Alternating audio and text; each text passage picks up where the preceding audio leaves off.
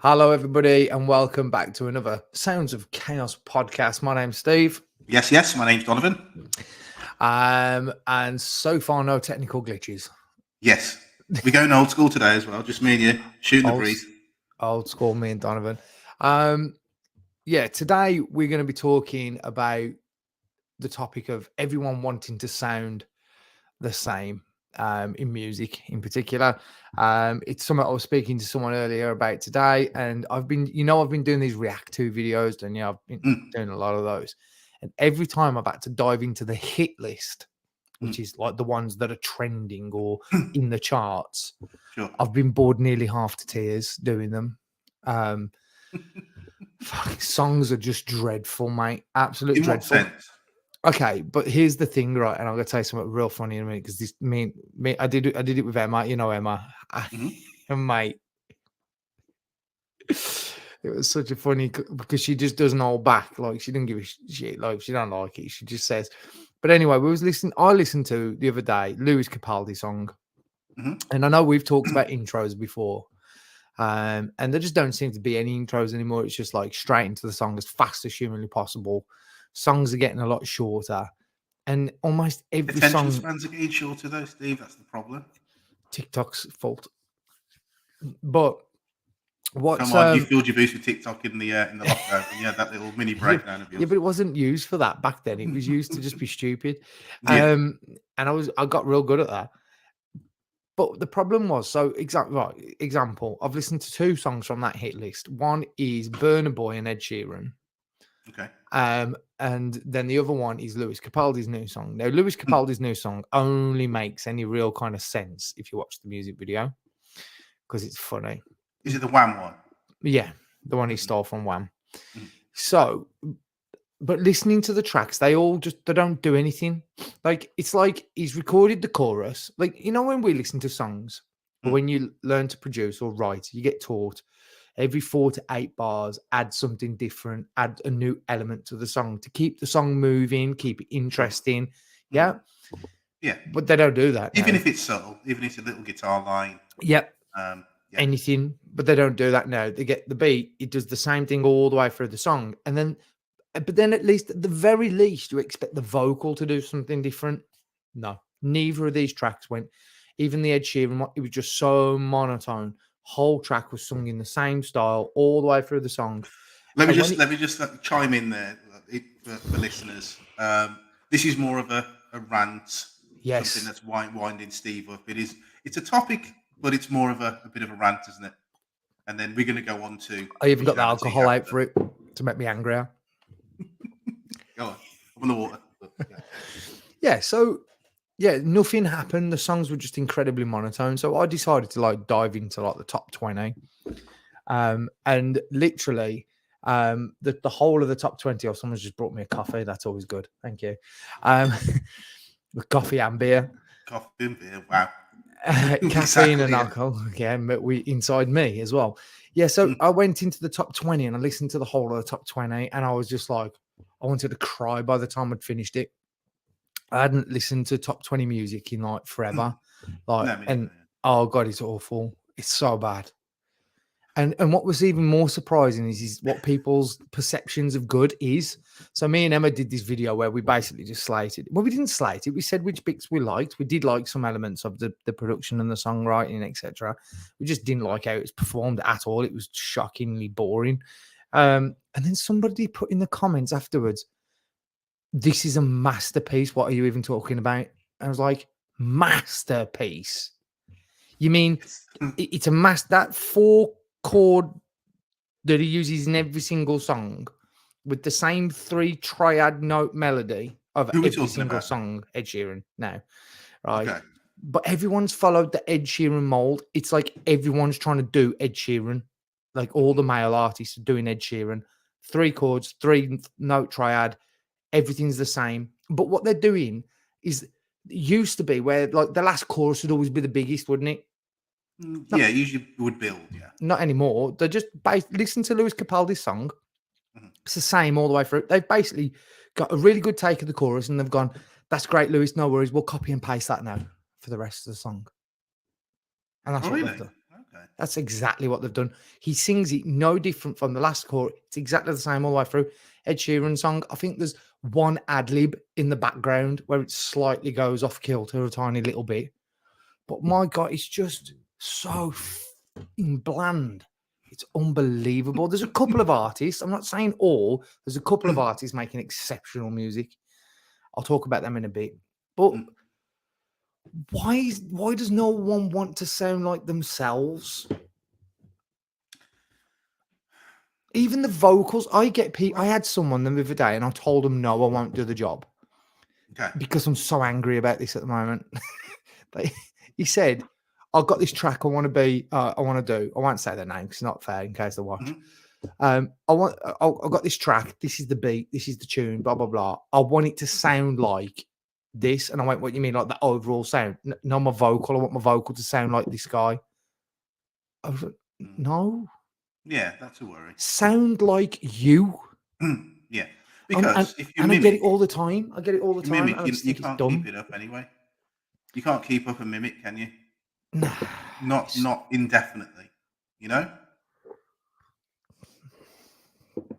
Makes me angry, man, because we've got no great music. I mean, there's some good music coming through, but like all the eras of the brave people taking risks and trying new things, they just seem to have gone. Like no one's interested in trying anything new. Even if it ends up being shit, I'd still respect you more for trying something new than just. Yeah, well, I know you're a big advocate of Eilish, aren't you? Billie Eilish. Well, more her brother Phineas, but yeah, Billie Eilish, brilliant. She's a bit of a standard bearer for you at the moment, isn't she? But now everybody's trying to sound like her. It's pathetic. It's like, do you remember when Amy Winehouse came out? I hadn't ever heard anyone sing like Amy Winehouse until Amy Winehouse arrived, right? But then all of a sudden, out of nowhere, we had a load of nasal singers come out of the woodworks that just suddenly had the same accent, pronounced all the words exactly the same, and sang with that same nasally kind of sound that she sang with. And all of a sudden, there were thousands of them. I was like, well, where were you lot before? Like, it's great that you can impersonate someone. It's a brilliant skill. But it was very similar to the time when it's not original. Was it Lily Allen and the whole Mockney thing? Everyone singing with a kind of fake Cockney accent. You mean there was a lot of that going around at the time as well. I think very similar time. But is it the fault of the labels or is it the fault of the artists? Is it the labels not willing to take risks and they're just saying, well, that label, Atlantic Records, has got this artist. We like the sound of them. Go find one that sounds exactly the same and find the same producer or someone who does the same stuff and make it sound the same. Go. I think you're missing a part of the triangle here. You said artist, label. There's another really key part to the triangle. The producer. No. Go on. Punter, listener. Oh, the audience, yeah. Yeah. And if you've tried something different, it's that old thing of like being put in a box by your fans. Or put in a box by people that are buying your music. If they're the end user kind of thing. So if you try and do something different and people go, "What is this?" Go back to what you were doing. Or we're not going to buy your records. What do you do? Here's an interesting thing though. Like, I'm going to search for something while we're talking about this, but it doesn't work. I mean, so I've said this the other day. Like, I've got a lot of artists that come to me and they all say, Steve, you've managed to get a lot of songs now that you've worked on national radio, big radio stations here, States, Australia, UK, and that's great, right? It has almost had zero effect on my streams and anything else. I mean, I can't remember the last time I listened to the radio, barring Billie Eilish, where I listened to the radio and went, what the hell was her name? Need to find this person. And I went and looked her up immediately. That's probably first time in about 10 years I've done that. Right. But I read a really interesting stuff. I'm going to paraphrase because I ain't going to be able to find it while I'm talking to you. I can't do two things at once. So now, it was different when it first came out. Only 5%. So new music, and for anyone watching this that likes new music, you're wrong. Okay, officially, you're wrong. I think you gave this stat when we interviewed left-hand man. But go on, reiterate. Yeah, you officially wrong, because now the stat is that only 5%, the top charted the charts, as in what makes up the Billboard, now only makes up for 5% of what's listened to on Spotify, and it's not only that, but it's declining fast. It makes sense. It makes sense because the listeners are bored. Hmm? They're fed It's up of listening to the It's same like old it's crap. like Hollywood versus internet TV. Mm, There's only going to be one winner in the long run. yeah. You know, because try- that's not the appetite for Hollywood movies and going to the cinema isn't there anymore. And I think it's happening the same with charts music. People are realizing that there's such a vast array of music out there that's so accessible. They're going off grid, but it used to be, this is the chart, everyone will listen to it on a Sunday. Yeah. This is what you should be buying and listening to. No. If there's any one good thing that's come out of Spotify, it's exactly that. It's that kids now can go, and because of things like Netflix, can go and find all these old catalogs of They music. work hand in hand because of soundtracks. So, like, someone said to me, yeah, but there's only so much old music you can listen to. Is there? Is that? If I went back and tried to listen to every great album that's ever been made, I couldn't do it before I died. What is old music though? Because I listened to the radio station the other day and they were saying they're playing classics and it was 90s music. That's not old music, but it is. It's getting older by the day. Yeah, it's like 30 years. It's getting older by the day. But what's funny? You mean? What's funny though is like I've started doing it now, like where I realised the other day I'd never actually, and the only reason it came into my mind is because obviously the Queen passing away. I thought, do you know, I've never actually really properly sat down and just listened to Queen albums from start to finish. Right. I've listened to the classics, you know, all the songs that we know of. So I was doing a really long journey in the car and knew it was going to be ages. So I thought, put Queen on, I'll play them from the top and I'll play them all the way down. And some of the stuff that was lesser known, I enjoyed more because it was just proper rock tunes. They were just proper rock songs. They weren't like really commercial. But I just thought, is there ever going to be a band like this again? No. Is there ever going to be anyone? See, I mean, the only band in recent memory that's managed to sort of break the mold, and we are talking like 20 years now, was probably The Darkness. You know, when they sort of managed to bring dad rock. That's back. A throwback. Yeah, they're a throwback band. They're a great band, but they were a gimmick. But, you know, what these artists need to realize is the ones with longevity in their careers are the ones that can pull things off, try new things and push barriers. So I've told you before that I'm a fan of, you know, I'm happily admit that I'm a Justin Bieber fan, right? I'm not a fan of all his work, but what I am a fan of is if you go back to listen to his first stuff and listen to how it's evolved over time, his new stuff sounds nothing like his old stuff. So you get these people that say, oh, well, you can't just jump genre and you can't just do this. You're like, the top artists do it all the time. Yeah, it's true. And also you can't kind of deny the fact that his timeline has gone with his age as well, because he was a child when he came out. He was a kind of bubblegum popper kind of kid, do you mean? With the flicky hair and all that. And obviously as he's gotten older and become a man, and started working with different people and kind of broadening his mind a little bit, he's realizing that, and that's a kind of natural timeline that works along with the music, isn't it? But when a Bieber song comes on, you can undoubtedly tell who it is. You know it's a Bieber song. Even before he sings a note, you can just tell because of the production, the kind of sound that he goes for. He actually uses really smooth R&B sounds a lot now as well, which not a lot of other pop artists are doing right now. So he's got his sound. Ariana Grande, I think she's the same. I think as soon as you hear an Ariana Grande track, within a second, he's like, Ariana Grande, Billie Eilish. And the one who I think is actually probably leading the pack in terms of being different and creating stuff that's a little bit more well thought out is Harry Styles. Yeah, his new album's brilliant. It is actually brilliant. Like musically, it's brilliant. Like the production value in that album is. I listened to that one from start to finish the other day, and I just was like, wow. I was just blown away. But so when I listen to that, and then I go and listen to everything else in the charts, I'm thinking, so why is no one? Why is everyone looking at this artist and go, everyone copy that? When do you know what it is? Good. It's because I know he gets quite a few. He's had a few number ones, but not everything that he does. Harry Styles. Who? Harry Styles. Yeah, not everything he does blow up huge. Like not every Works. song he does, but he likes it, and he likes what he does. So therefore, he's got this. Not only has he got his hardcore fans, but he's also critically acclaimed as well by actual people of music that know music. And that's what I think people should be trying to strive towards. But when I've got people coming through, rule, isn't it? That's the first rule. Make something that you enjoy. Yeah, you know. But I don't think people are. If you spend 15 years making something that you enjoy and everyone else hates it, maybe it's time to call it a day. If you want to sell your music, or just keep doing it and enjoy it for what it is. Just enjoy it for what it is. Yeah, exactly.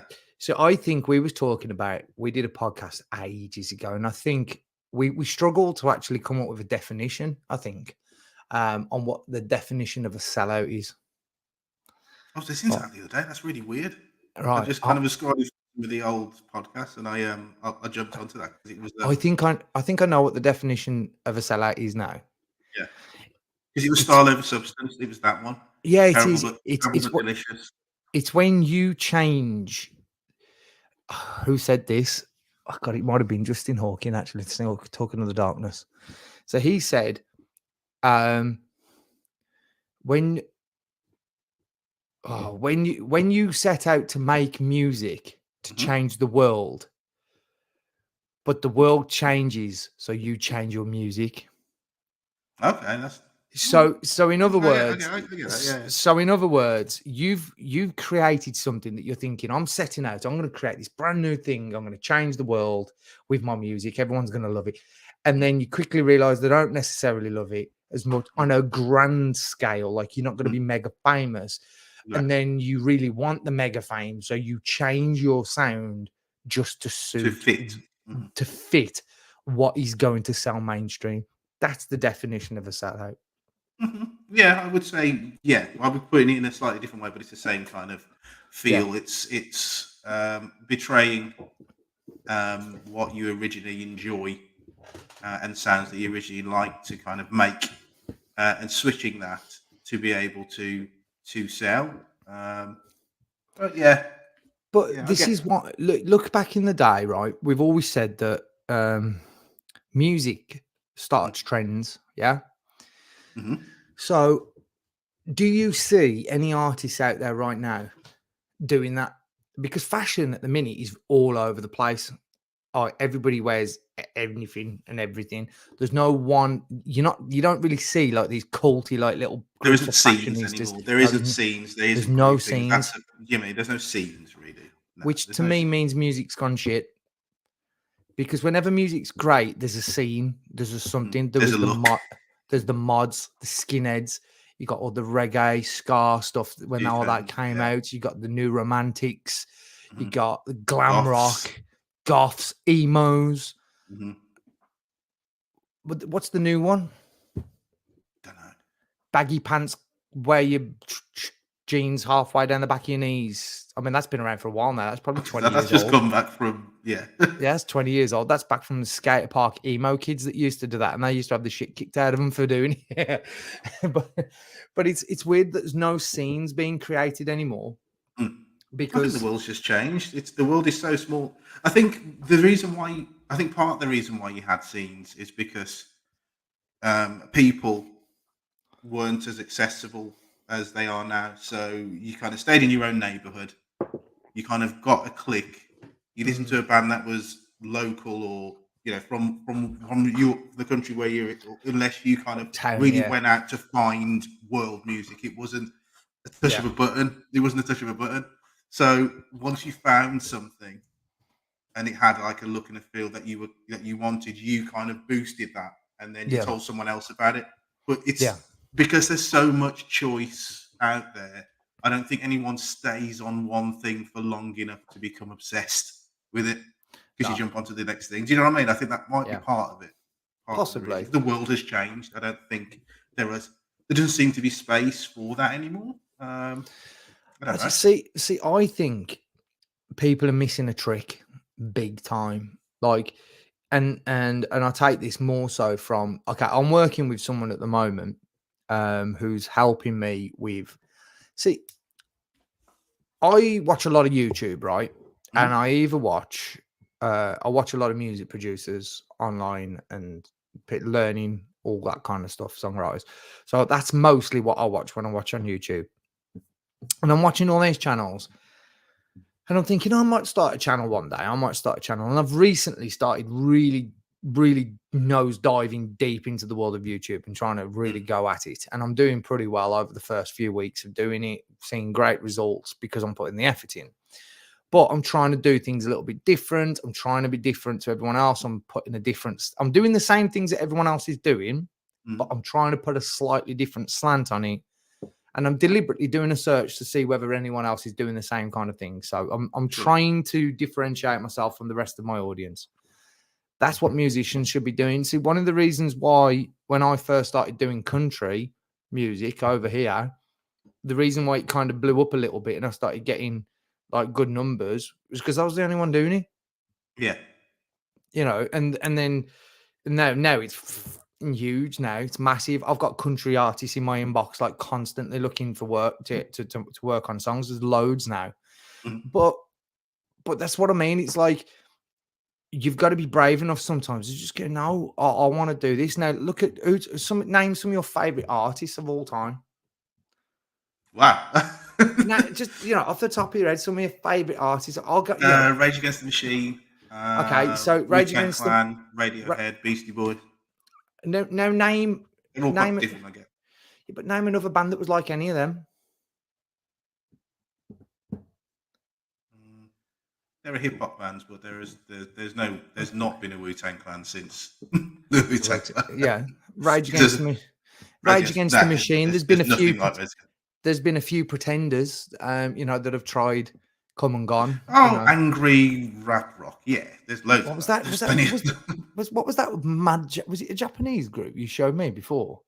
Don't know when. You remember you showing me a band? Maybe they were American. You said to me, if you like Rage Against the Machine, listen to these. And I remember you sent me a video like ages and ages ago. And I was like, these guys are nutters. But I'd have to have a look. But that's the point. Like Nirvana, there was no one that sounded like them. There was no one sounded like Prince. No one sounded like Michael Jackson. No one sounded like Madonna.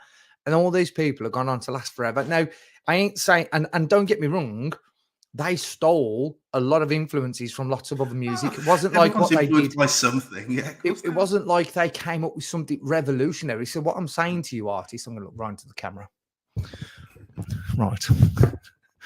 What I'm saying to you is, you ain't got to. I thought you're frozen. You haven't got to try and reinvent the wheel, right? But try and think of something that's a tiny bit different. I was talking to Cobra today, a rapper that I know. I've done loads of work with Mike, and love or hate his music because I think he's that kind of artist, right? And I said that to him when I spoke to him earlier. He's one of them. You're either gonna love it, you're gonna hate it, right? But it's him through and through. It's that's him through and through. That's exactly what he's thinking comes right out of his head, straight onto paper, straight onto the record. Like that's it. There's no messing about. There's no changing of language to suit anything. He just says what he's got to say and puts it out. And like I said, I like that. I've got another girl I'm working with at the moment, and she's almost like I don't even know what you would call it, but she reminds me a bit of like a yodeler, but in a nice way. I don't mean that in a jokey way.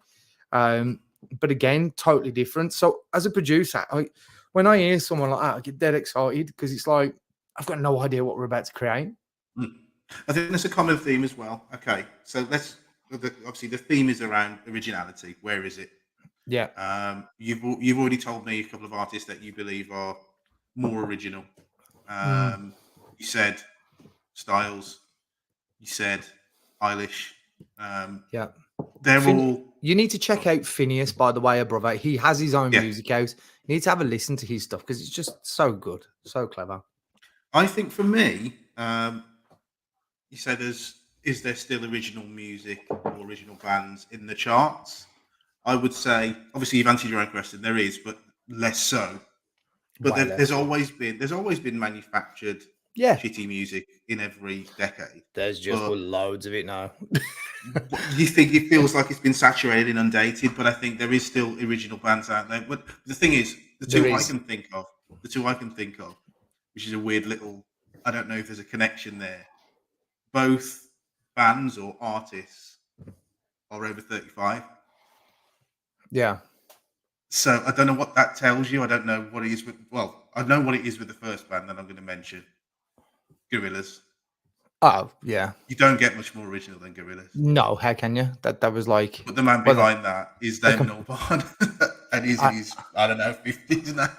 I know it's mad, isn't it? So this That is is like, the- you don't that- get much more original. That might have been one of the most genius ideas in music ever. It's perfect. We went to see them last Ever. year, and they were amazing. And what's great about them is, I didn't just go and see Gorillaz. I went to see about 4 other upcoming artists that they've collaborated with, Yeah. and Della Bloody Soul, Della Soul. It was like a bonus gig, and they weren't even there. There Wow. were holograms on screen, and That's Damon mental. Albarn came up and sang. They're amazing. That's He's mental. amazing. Oh, he's a genius. Doesn't he own like a cheese company as well? Oh no, that's Alex James. That's the bassist out of Blur. But yeah, he's just been a student of music. That's why I don't think you can categorize Gallagher and Albarn in the same category, No. because they're too different. Do you know what I mean? I've got nothing against the Gallaghers. They do what they do, and they're good at what they do. But at least they But sound original. They do, yeah. And neither of them are kind of students of music. Like Albarn's No. a geek. He travels to far-flung places of the world to listen to indigenous musics of wherever, because he's just obsessed with music, and it comes through. Yeah. And it's only, I think it's only people that think like that can come up with an idea like Gorillaz. There's go on, carry on. I am listening. I'm just searching for something as you're speaking to me. And the other one is Jamie T. Jamie T. Yeah. When you look at his kind of profile on Wiki or whatever, they just say he's an indie artist, because if you listen to his music and his albums, he is grunge, rock, hip hop. You can't categorize his music. You can't categorize Jamie T, and that's why I think he's so great. Yeah. But again, over 35. Yeah, and you know what though? Like, the music world's completely changed now, and I implore anyone that's got something different, especially if they're a bit older. The game's changed like hugely. Like, you could be 40 years old and start your music career today and be extremely successful online. I promise you. Like, there's so it's not all bad. It's not all doom and gloom. No, do you know what? I'm going to do another episode on this, because I want to talk about this in depth, and I want to show people real facts and figures, because I'm doing a lot of research at the moment, and I'm actually, I don't know how good it's going to be, because you know me, I'm writing and reading. I'm actually trying to write like a little sort of ebook, and even I don't. It's meant to be for like 35s and aboves. And the idea is, don't give up on your dream. But with the age category being sort of 35 and over, because, like, you know, you play football, you get to 35, you retire. You get to 35 and you're a singer and you ain't ready, you retire.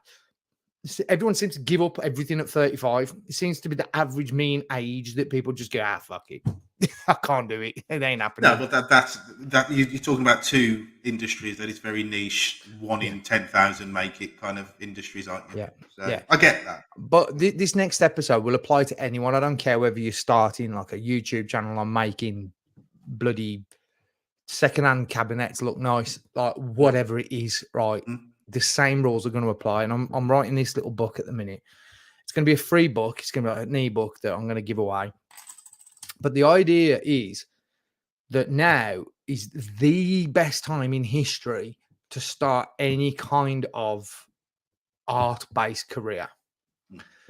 And we get a lot of people moan about streaming. We've got a lot of people moan about the money that these big corporations give you. But what a lot of people miss the point of is the platforms themselves are incredible. Now, one of the reasons why Phineas as a producer blew up, right, is because of the internet, because of YouTube. So what he's done fantastically is not only has he just produced great music for his sister, he's then done every interview and every show, done YouTube videos, actually showing people how he does stuff. Now, not a lot of top producers do that because they don't want to give the best tricks away, but this guy understands how the giving, if you give substance out to the world on the internet, they will give back in plenty, right?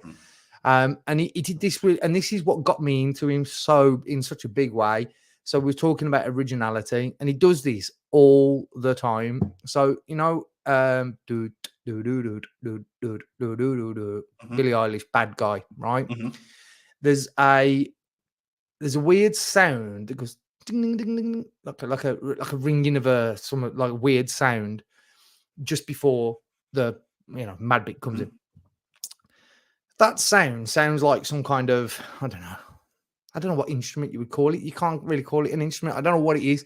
It was a sound, but if you take it out of the song, it definitely would go missing, and it would be the transition into the next bit would just disappear. Right. You know what the sound was?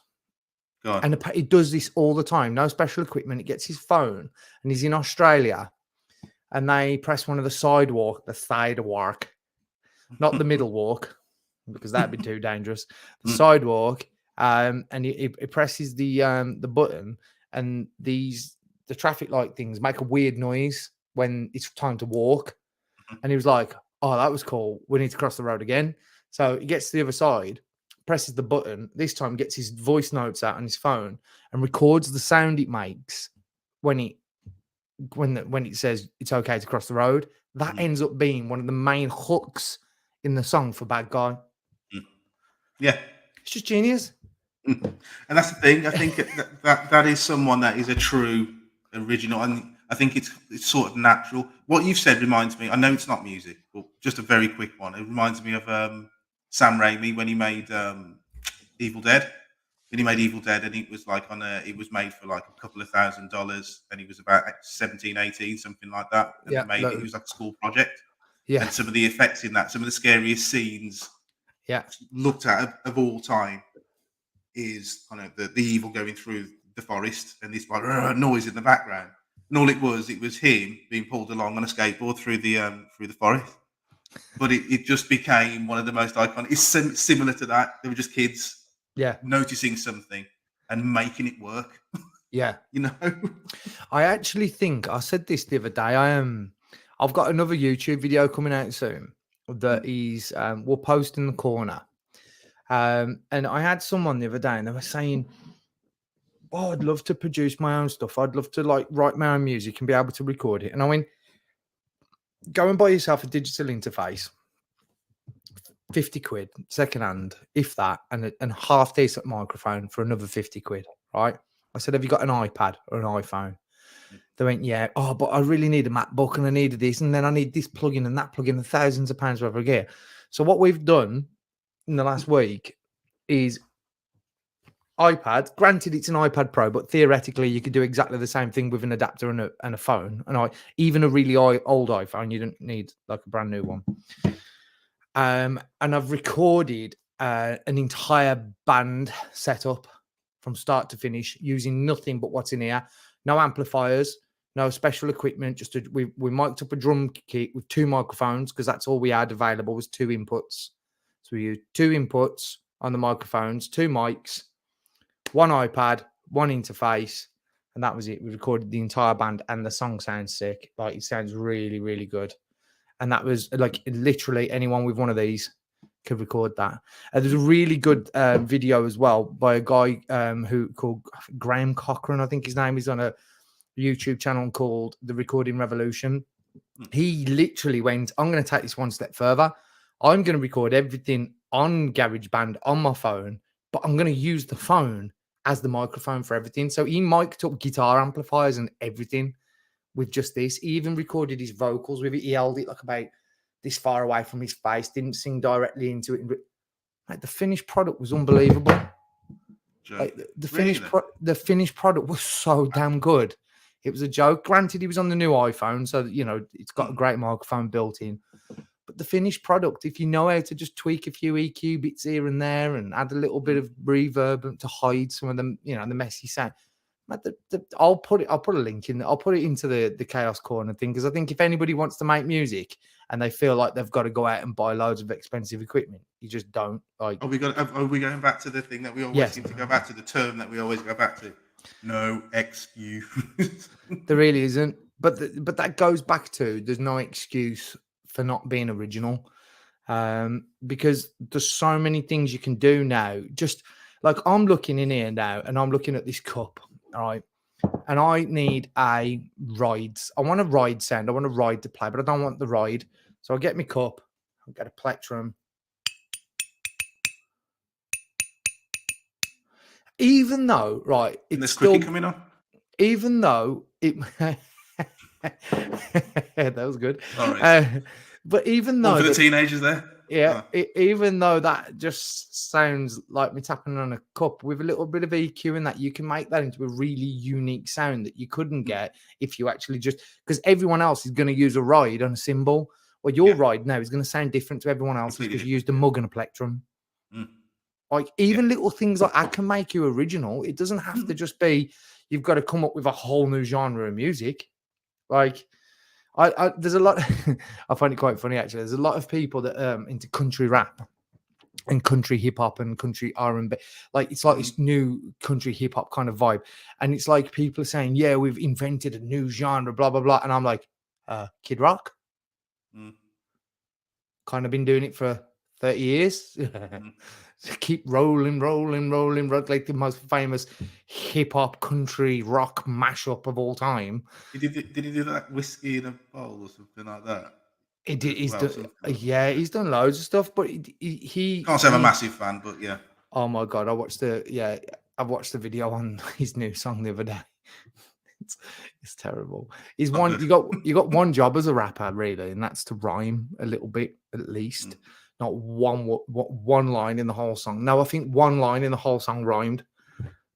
The rest of it was all over the place. I couldn't make heads or tails of it. But do you know what? It was original. No one else is doing it. There's another one. There's another show.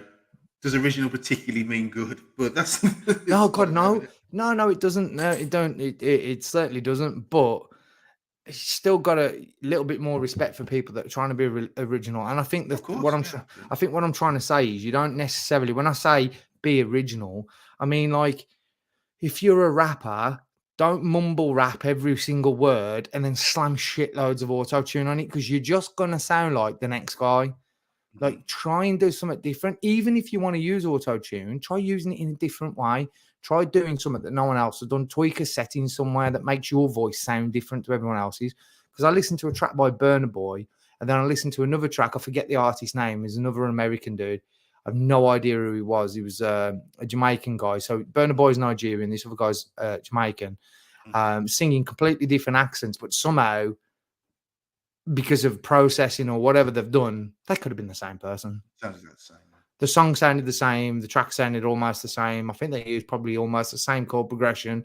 Like, everything about it sounded. It's like the one guy's gone, Burna Boy's doing all right. He's just got a Grammy. Copy that sound exactly to the T. And it's just, that's the bit I don't like. And I just think it's gone way too far now. It's like, you can't listen to a song now without a sample in it. There's none. There's hardly any. It's just seems almost impossible to go through the charts and not find a sampled old song. No one's trying to write new music. Yeah, no one. It hurts my brain. It's like Hollywood and sequels or prequels or update version of the same movie. It's all it seems to be about at the moment, isn't it? So, I mean, how many times have you got to watch? Like, I know how Spider-Man becomes Spider-Man. I've seen it 9 billion times.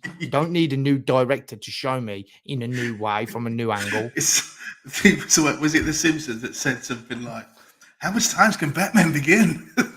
That kind of thing. It's just mental. Like, Bruce Wayne should be like he should be dead by now, shouldn't he? Really? I mean, he's been around a while. Been around a while, to be fair. It's just. I don't know. I Yeah, don't know. it does I'm just frustrate me. old. It does frustrate me, I'm just getting old. and I don't think it's a lack Hollywood music, whatever. I don't think it's a lack of capacity. I don't think people aren't capable. No, So I that's think the there's a reason between that triangle that you said, between the artist just wanting to sound like someone else. I don't think some must be, and the label producers, and then the end user or the punter that listens to them, buys the music or downloads the music. I think it's somewhere between the three or four or whatever it might be. And with each artist, there's a few sides heavier on one side than the other. But I don't Yeah. think people haven't changed. People's makeup hasn't changed, so their capacity to do what we've talked about is there. I just don't know if it's. I don't know. Is there an appetite for originality anymore? You know what? I I think don't it's know. I think it's coming, you know. I'm gonna shall I? I like to make these like wild predictions, then I um I think we are gonna see more original music inside the next 5 years.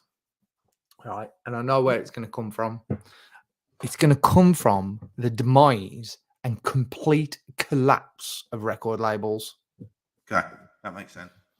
Because record labels ain't making any money from streaming. They now want everyone to sign up to 360 deals, and artists ain't having any of it. They're like a lot of I know 3 young artists that could have signed massive deals in the last 2 or 3 years, and they all rejected the down. deal because they said, I could make more money on YouTube. Yeah, I'll do this myself. Right. Yeah.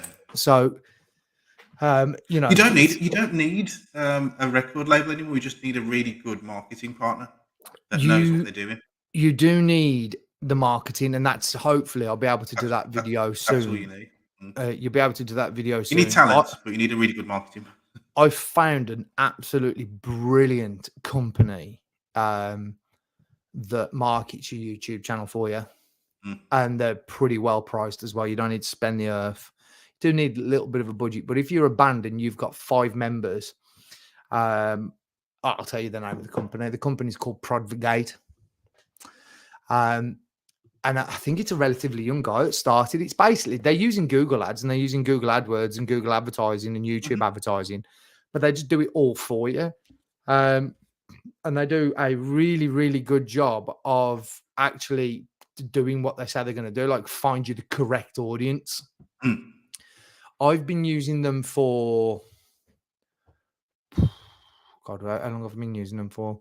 Probably less than 10 days.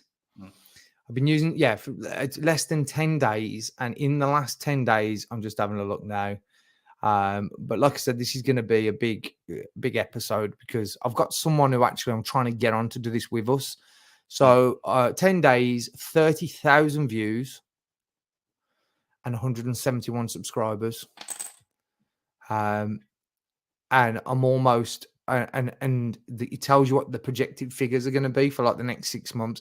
Like they contacted me and said, this mentor company that I'm also using said, if I continue at the speed that I'm growing my YouTube channel right now, because they tend to speed up as you do better.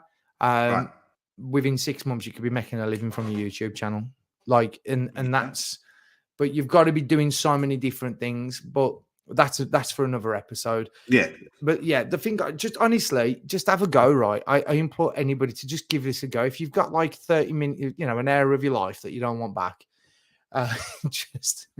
just head over to, just go to YouTube, actually do it on YouTube and just click on the hits list and just listen to the absolute drivel that's in it.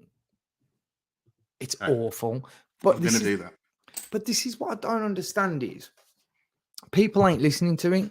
And this is why I think record labels are they're gonna fall apart. And then we are gonna see more original music. And the reason it's gonna get original is because people are gonna be making their own music from the bedrooms. And their limitations will actually force their music to sound like their own. Exactly. And that'll be a good thing.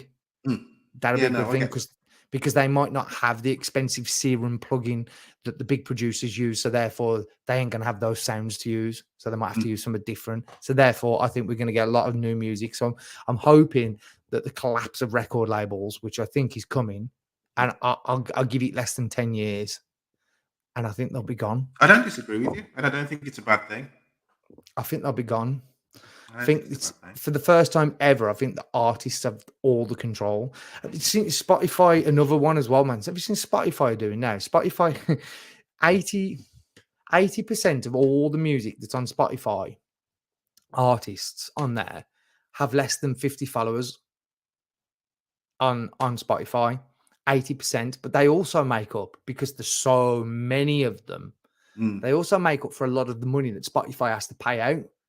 So when all the record labels and all the big artists have gone, right, we want this 15% pay rise on how much you pay us. I mean, 15% on what they get paid is still absolutely nothing anyway. But Spotify said, well, we can't agree to that, because we literally would not be able to afford to pay it yet, because we've got that many artists we have to pay out to. There wouldn't be enough money left for us to actually pay you that 15%. So this is why I said this in another episode. It's not a sustainable model. It can't last forever.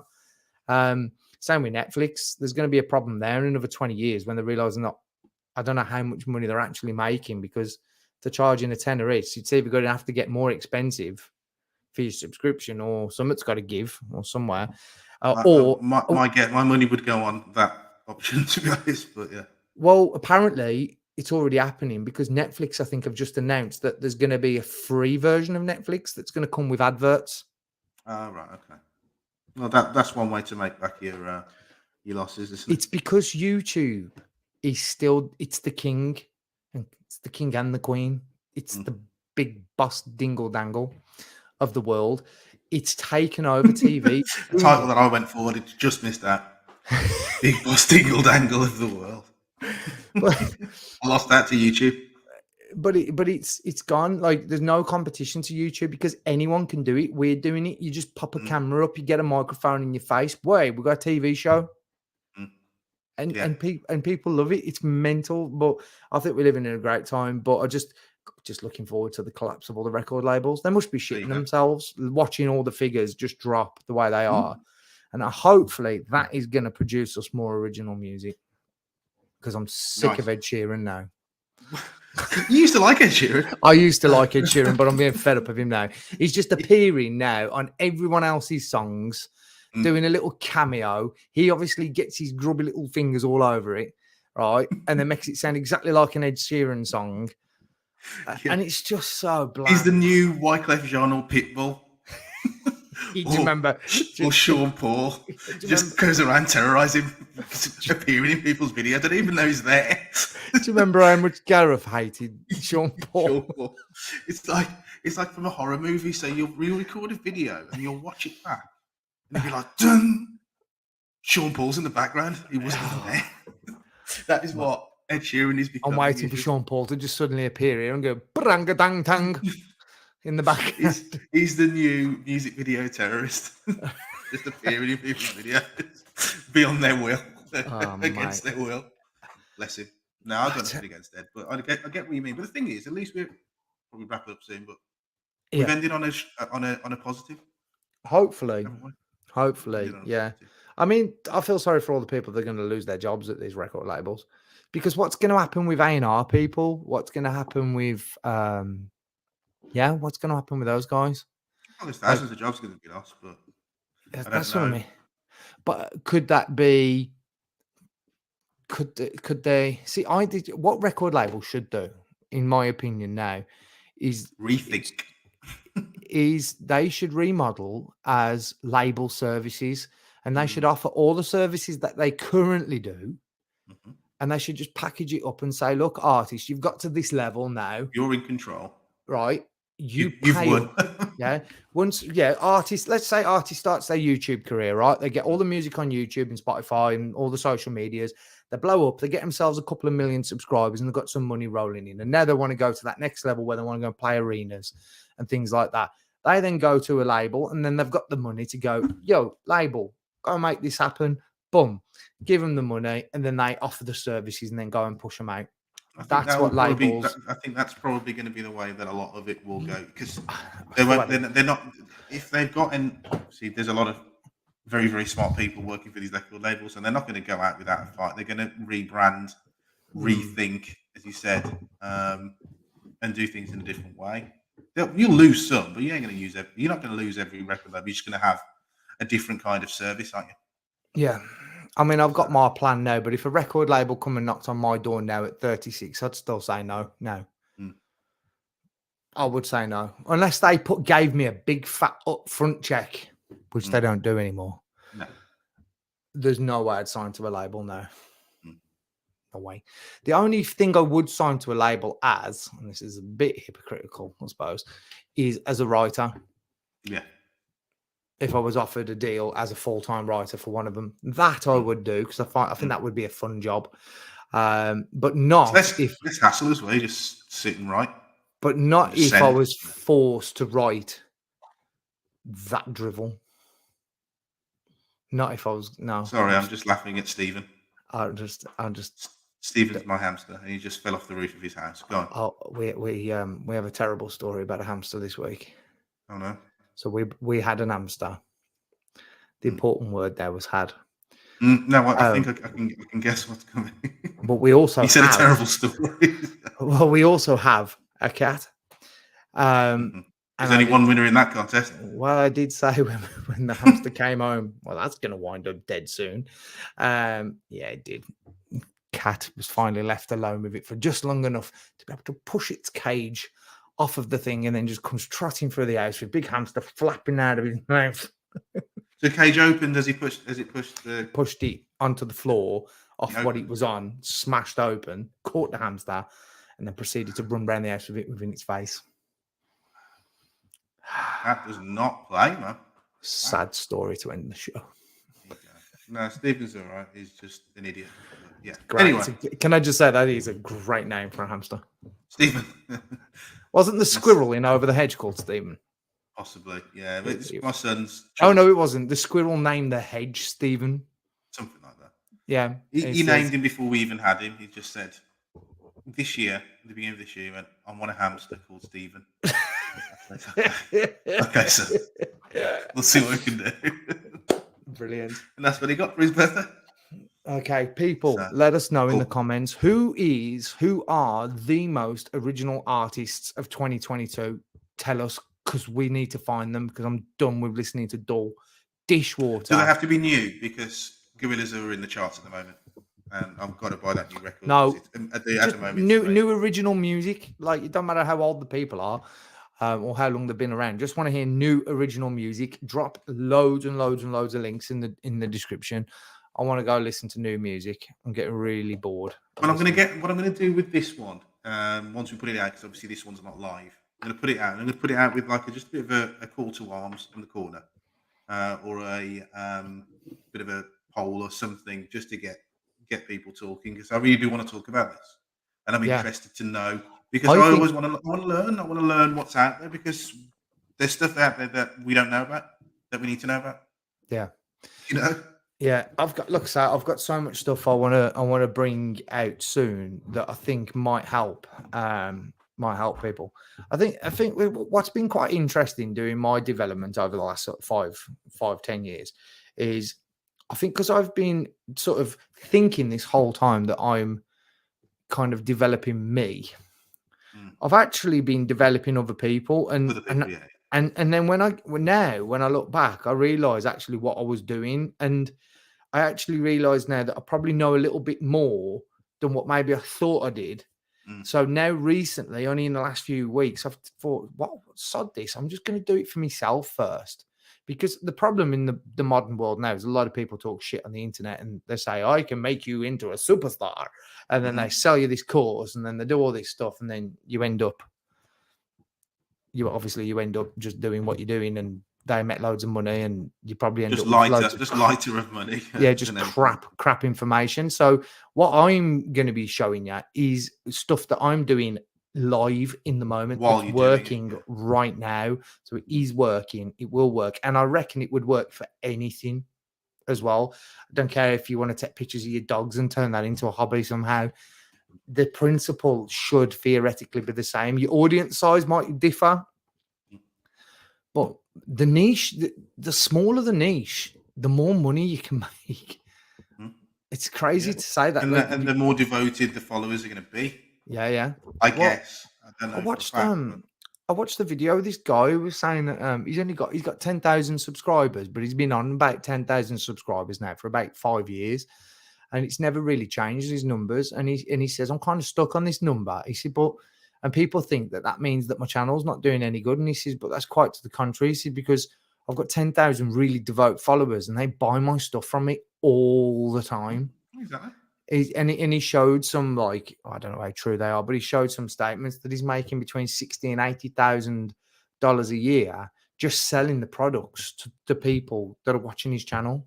And I'm just like, this is insane. This is an old dude as well. That's a decent salary, isn't it? At the end of the day. Yeah. I'd take it if it was offered me. So yeah, no. We'll do it. Put a poll up. Yeah, right, we'll put a poll up. We'll put like I'll get a call to arms. Yes. To action. I'm not call to arms. I don't want anyone getting tooled up. Call to action. Call to arms is the wrong term, but there you go. Yeah. Right then. Weapons down. Weapons down. The next one is going to be a interview with another artist. Watch this space and keep an eye on the corner. It's going to be a good one, this one. Yeah. That's all we'll say. Right then, people. Peace. For now, I feel like I feel like I'm breathe now. You've got it out your system. I've got it out of my system. I listened to it. I only listened to it like earlier today, the whole top 20, and I was. Also, you're still hot from it.